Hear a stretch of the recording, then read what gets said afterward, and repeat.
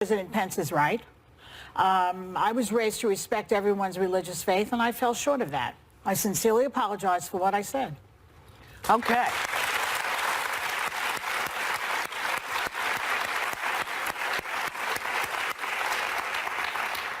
So, let's get to hot topic. So right before we went on the air, the revolving door in the White House had another exit. Rex Tillerson is out as Secretary of State, and he's being replaced by CIA Director Mike Pompeo. Take a look. I've worked with Mike Pompeo now for quite some time. Tremendous energy, tremendous intellect. We're always on the same wavelength. The relationship has been very good, and that's what I need as Secretary of State. I wish Rex Tillerson well. And the new CIA director will be Ellen Pompeo. What do you think? Oh, wait a minute. Oh, I'm sorry. It's not Ellen Pompeo. It's another Pompeo. It's another Pompeo. Okay, so Mike Pompeo is out, and Gina Haspel, who will be the first female CIA director, is in. So, what? I think yesterday when we were talking, I kind of foreshadowed this when I was saying that anyone that doesn't toe the company line with the president or calls him something like a moron will eventually be out. And I had said that Rex Tillerson was the only one that had slipped by, and then I spoke too soon. He was gone. Well, they can't seem to keep anybody in their job. They need to do LinkedIn or something to see if they can find some people to fill these jobs. What was strange to me is President Trump was interviewed just right before we came on air, and he said, listen, I disagreed with Rex Tillerson on the Iran deal and other things. We just didn't see eye to eye. And I don't think that's what you need in a Secretary of State, or quite frankly, people that are surrounding you. You don't need to be in it. Especially when it comes to things foreign policy related. I'm not interested in rehashing Obama. Wait, stop. Wait, let her finish, and then we'll get you. He hired his opponent as Secretary of State. And so I think, you know, it's a better way to go than having Hillary Clinton. Yeah, he hired his actual opponent to be in his cabinet. Okay. Yeah. Well, I mean, okay, I have like 10,000 things to say. Do you want me to respond to that, or do you want me to talk about I want you to say whatever you were going to say so we can move on. Okay, so Jonathan Swan, okay, then it's fine. It's really, Jonathan Swan and Mike Allen have been on this since, work at Axios since October. They've been saying that he has been on the outs for a long time. Mike Pompeo does his daily briefings with the president. He's a congressman. He went to West Point. He served in the Gulf War. He's very capable for this job. Will he be good? Yeah, he's more than capable, and he seems to be very much in line with President Trump on many issues. I will say that Rex Tillerson was always an odd choice. Someone who comes from ExxonMobil and who was running an oil company isn't someone that's necessarily best suited for a job like... liked him because he knew how to run a business just like Trump. That was his thinking. But the government is not a business, I think, as we've learned. Right, exactly. That's right. Exactly. And I will say, if you get more swamp creatures in, they know how to run the swamp, and they're not all scared of it, and that is his biggest problem. But I will say... It just came in, by the way, that Tillerson had no idea this was happening and does not know why he was fired. Isn't that odd? Trump does it like Sex in the City. He like leaves a breakup note on a Post-it for everyone. Yes, he does. He really does. He does. I mean, did he hear about it by tweet? Yeah. Can you imagine? He heard about it when we did. Oh, my gosh. Well, c'est la vie. Yeah. Can't keep up with the names even. We'll be right back with more Hot Topics. Later, stormy forecast. The president's alleged mistress, Stormy Daniels, wants to give back her hush money to break her silence. Can the White House do anything to stop her? What's the one daytime show unafraid to tell it like it is? What's the name of the show again? The View. Oh, that's right. Welcome to The View, everybody. We bring the passion. If people don't understand your dream, the dream's not for them, it's for you. Yeah.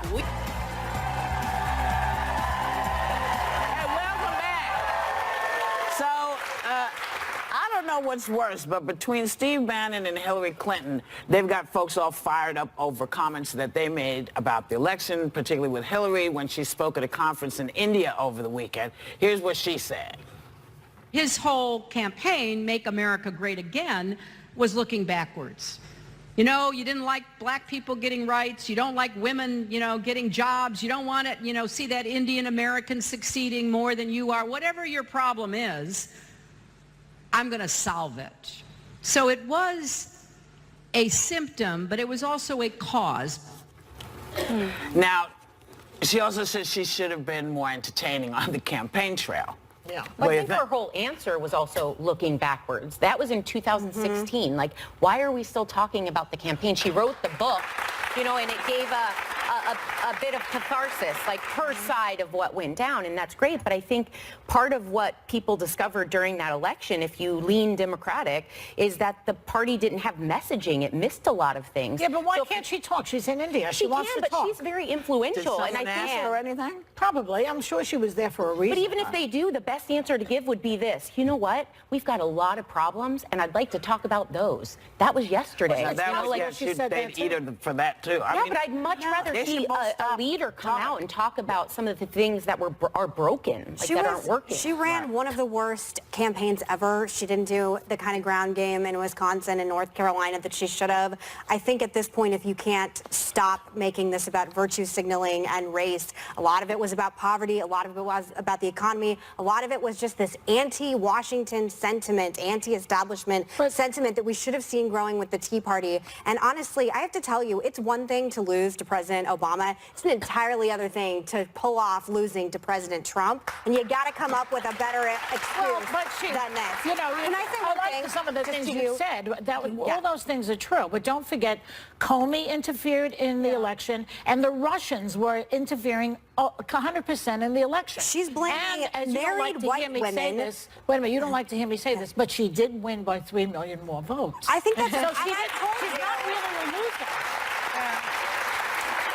Is that the commentary of someone who feels good about themselves and their lives and their future? I think she's pissed We had off. Chelsea Clinton on last week. The Clintons are very omnipresent in politics still right now. If your messaging is that you want to go back in time, that women can't think for themselves, that our husbands and our bosses and our sons tell us what to do, that's quite the message going forward into midterms and general elections. I was wondering where she got that from, because I thought, why are you saying, as a feminist, someone that likes to uphold women's rights, why are you saying that women are just voting the way their men vote? But but what I found, and hopefully I can, Obama. Yeah, but hopefully I can pull it up. Now I can't pull it up. But there, oh, here it is. So a study from the Institute for Social and Economic Research, and that's what she's referring to, reported that married men tend to favor Republican presidential nominees for economic reasons, and their wives in general join them in support of their husband's economic interests. So that's what she meant. So that's where she's getting that argument from. Yes, but the argument it's a doesn't real hold. thing. The argument doesn't hold water whether you say black people voted for Obama because he was black, or you were going to vote for a woman because she's a woman. It doesn't hold up. You know, things were missed. This was the best poop storm you could have. This last election was a poop storm. You got the Russians involved. You got this involved, but then, you know, I think everybody just needs to stop talking. I don't know why she was answering these questions. I don't know what was asked of her. I don't know why she was there. And yeah, we have to stop looking back, but it's impossible not to look back, because you have to look back to see where we stumbled. Yeah. You have to look back and see. But I'm going to tell you some hard truths that you agree with me with. The Clintons are a virus in the Democratic Party. You have to move on. If this is your messaging going into 2020, Joy agreed. I thought that it was time for them to back off right now. But I don't think they're helping the party right now. Her message Bill is Clinton one. with his Me wait a Too. second. Can I just say something? Her message is one that I think resonates with me, at least, and I think many people. She's saying that Trump is talking about his campaign promise was making America great again. That was very dog whistle for me, because I was like, when was America great? Was it when my community didn't have civil rights? Was it when my community was enslaved? Was it when women didn't have rights? When President Trump was I'm America trying to say great? is, as Joy and I talk about often off camera, politics is a street fight. You want to win? This message is losing. You just lost an important election to a reality television star. If the Democratic Party is the party of the Clintons, it is not. You are dead in the water. And we're going to have Trump for another 3 years. Okay. 8 years. Okay. We're going to take a break. We'll be right back. Now we're back. Yes.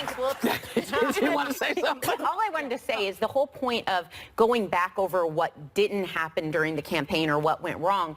Yes, to find a solution, that's important. But I think in terms of strategy, we've all spoken at this table about where are the young, fresh, Democratic, energetic candidates? Like, we don't know who they are. We don't know what's happened. We could put this energy of what we know toward finding what's next for the next election, because you can't wait until the year of. You can't, Okay. you know. All right, I agree with that. But that brings us back to the Clintons and the reason that I think they're a bad idea right now.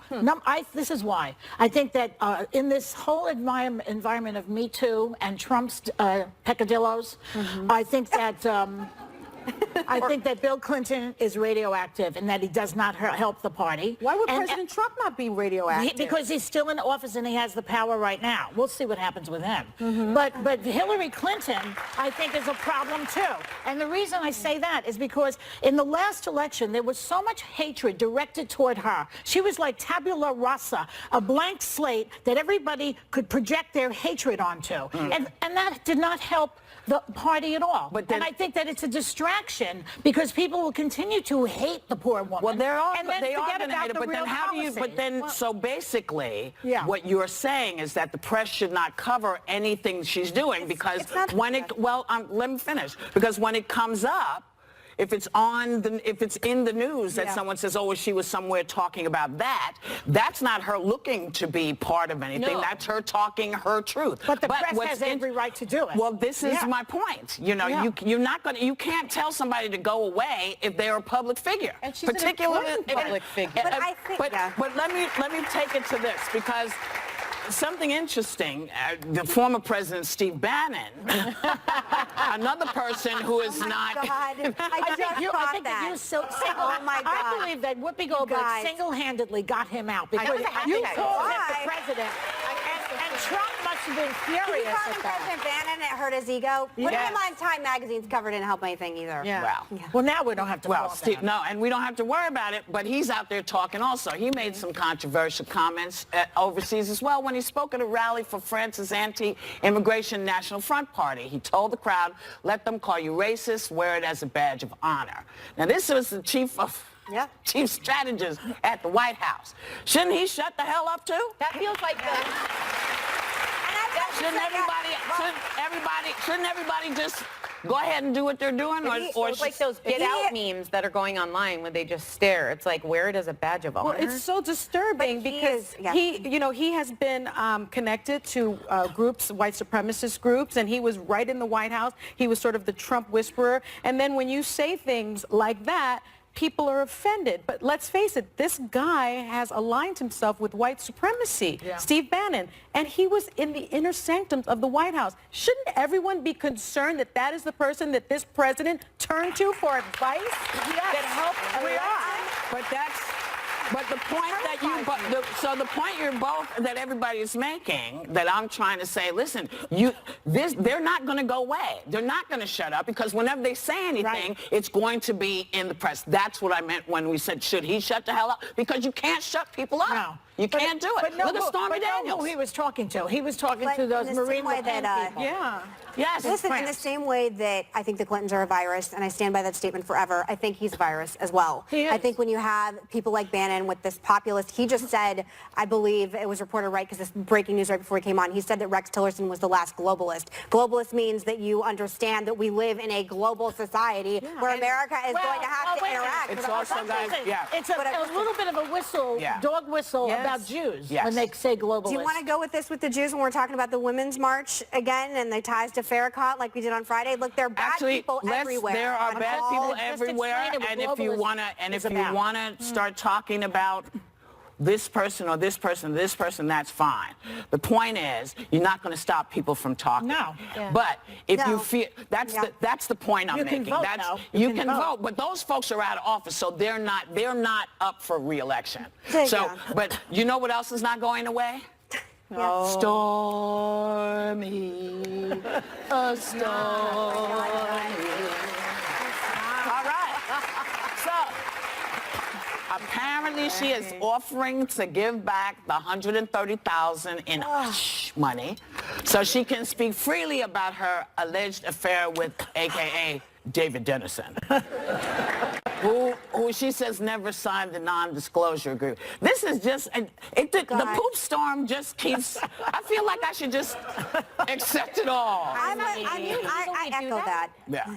Yeah, you just say, okay, now I'll give the money back. She can give the money back, but of course there is an agreement, but the validity of that agreement is being questioned. It's in question. What is interesting to me, though, is Michael Cohen saying, I gave her $130,000, this is Trump's lawyer, from my home equity line of credit. Why did he do that? Right, I that's mean, the question. people need to put their thinking caps on. Did But he just want to do it? No, but or did also they're someone ask him they're to doing do it? everything they can to shut her up. So the question is, why do you want her to shut up? Well, they If only you're paid not her guilty, if you're not guilty, why do you care what she Maybe says? we'll find Yeah, out it can't on be that good. 60 Minutes. Can I He do has a one lot of final money. thing? When it comes to Trump and his sexuality, it should be 60 seconds. Baby. Oh my God. And for our next apology. Oh my God. Oh my God. You didn't hear that. We'll be right back.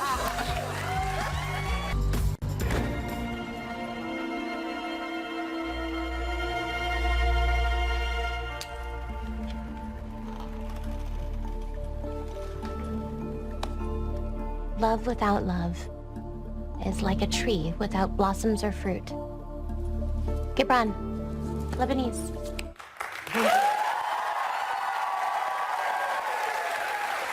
In case you weren't sure who that was Mindy Kaling as the mystical Mrs. Who in the sci-fi epic A Wrinkle in Time, and she's also back on the small screen in her new sitcom Champions. Please welcome the fabulous Mindy Kaling.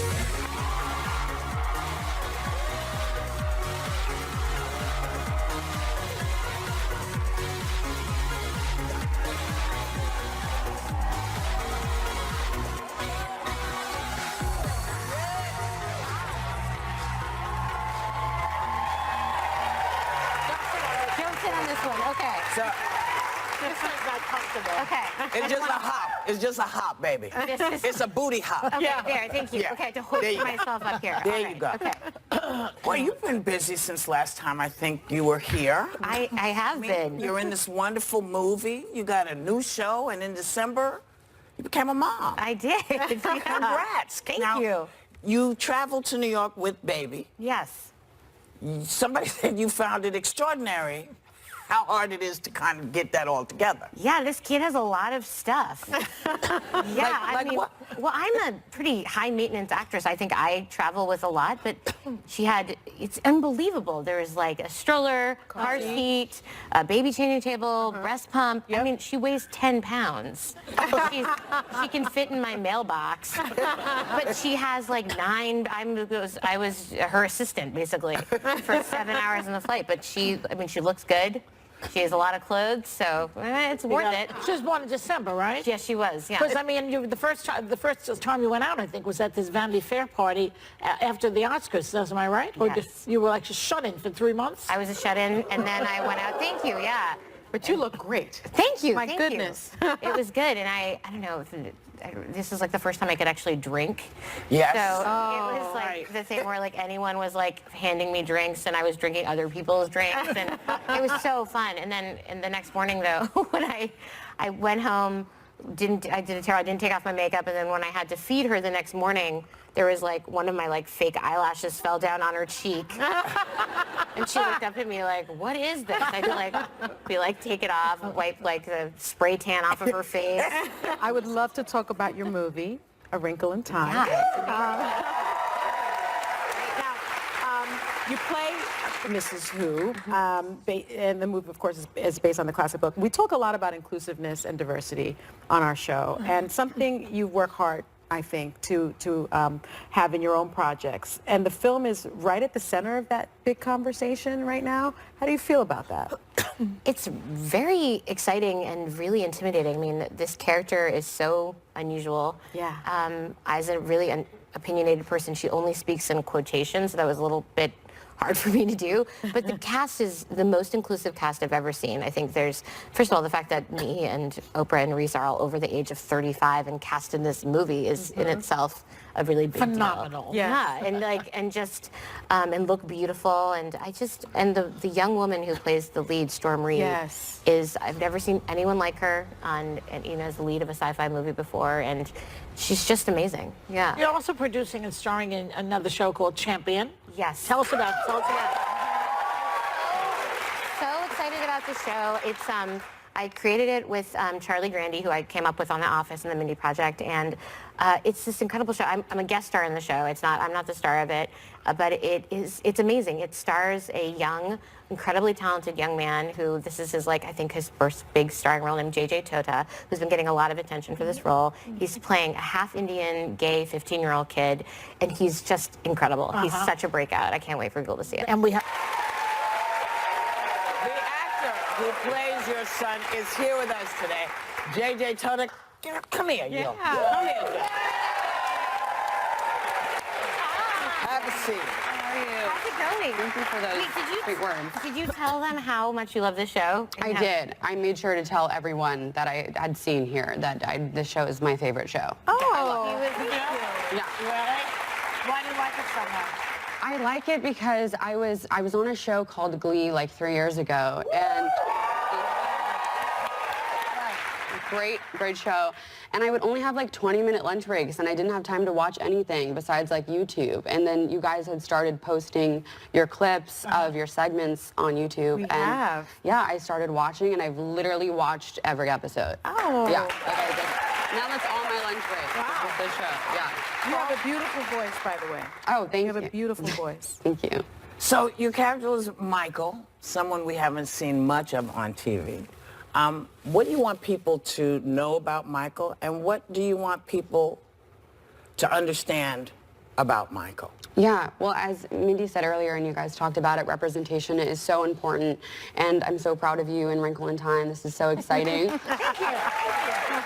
Yeah, and I think it's so cool that you and Charlie created this show where we see a gay Indian kid that we've never seen on network television before, especially to this magnitude.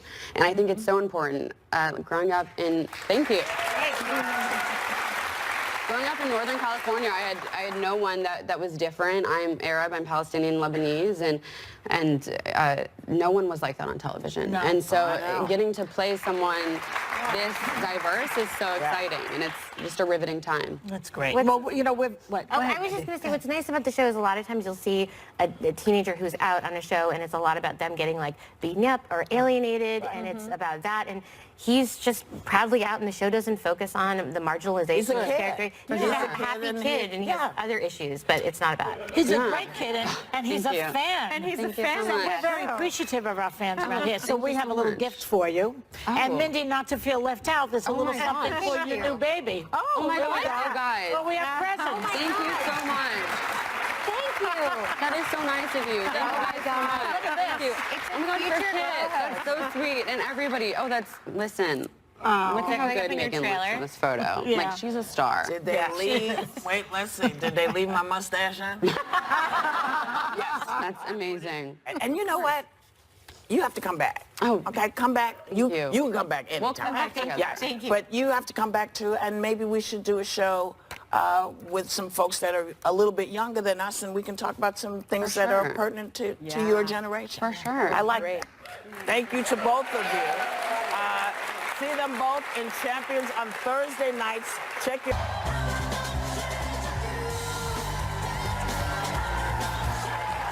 You know, every now and then you meet magnificent people, and our next two guests are that magnificent folks. I thought she meant us, didn't you? Yeah. I did too. She was looking at us. No, y'all are okay. These folks are magnificent. Bernadette Peters and Victor Garber are Broadway's new dream team, joining forces in the classic Hello, Dolly. Please welcome two of the finest performers I know on the planet, Bernadette Peters and Victor Garber.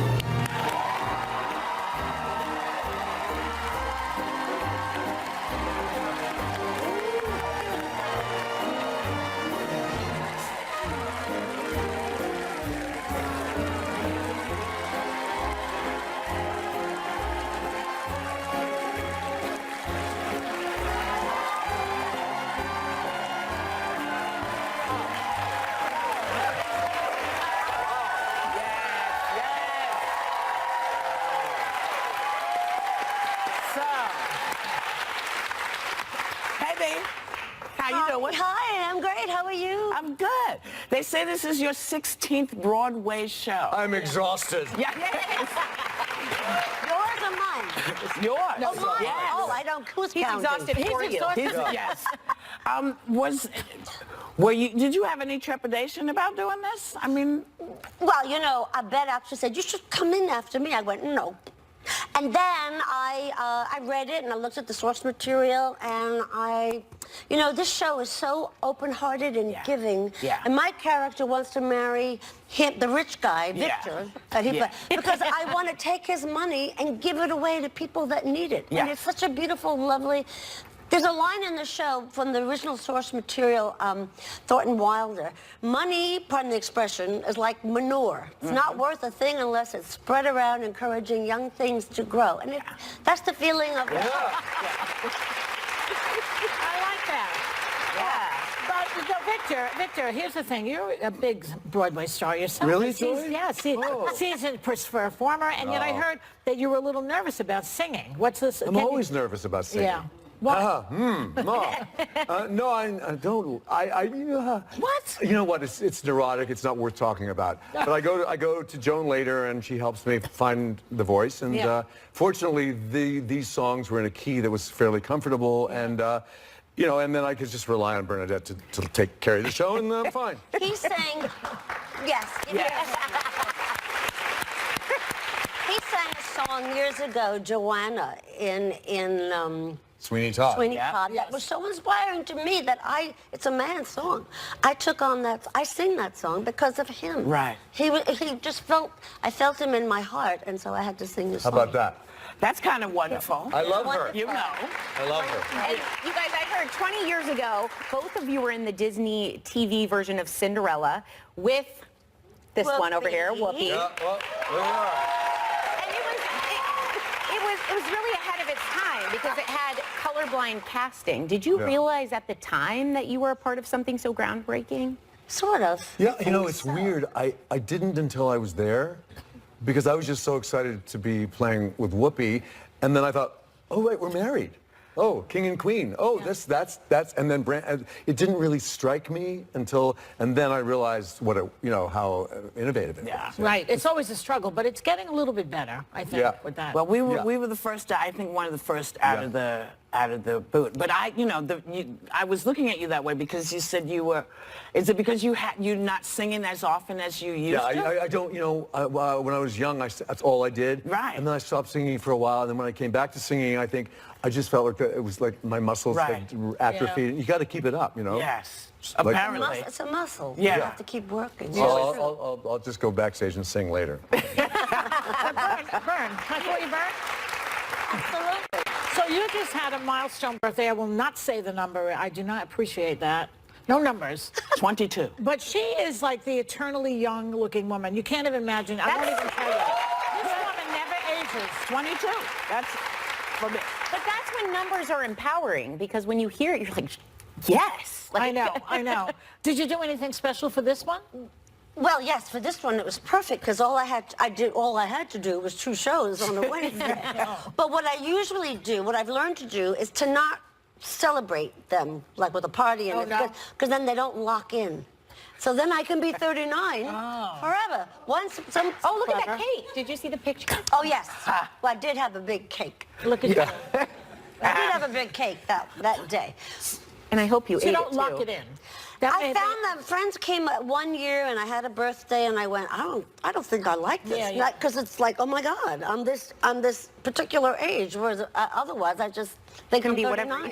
So if you're an actress, you can answer any age you want, and we believe you. Yeah. All you have to do is look it up. I don't mind, but I don't want to. I want to feel. Yeah. You know, I want to feel like I have energy and young. And you do. You know. Well, speaking of, She has energy. Speaking of I have to energy, keep up with her. That's actually a good segue, because I heard you have a pre-show ritual that you're trying to get him in on. Yes. Can you show us? I do push-ups with the ensemble. Do you? You seriously do? I do. Yeah. Can we see him? He's been threatening. Push-ups. Want to see some? Okay. He's been threatening to do them. So. Seriously? No, seriously. All right. You can sing while you're doing that. I'll do it. So. And this is what you do for every show? This is what you do for every show? In high heels. Every show. And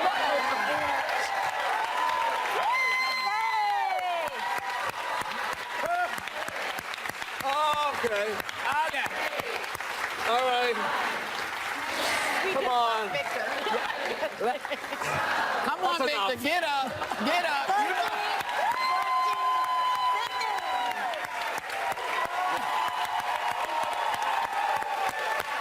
That's pretty good. I see how you get your arms. Unnecessary. That is pretty good. Yeah, that's not, I can tell you, he's not going to be doing that. No.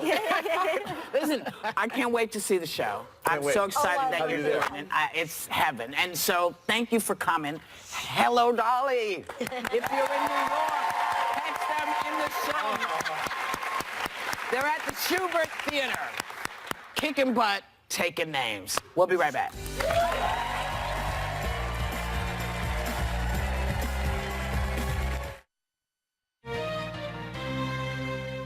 Tired of wrestling with seemingly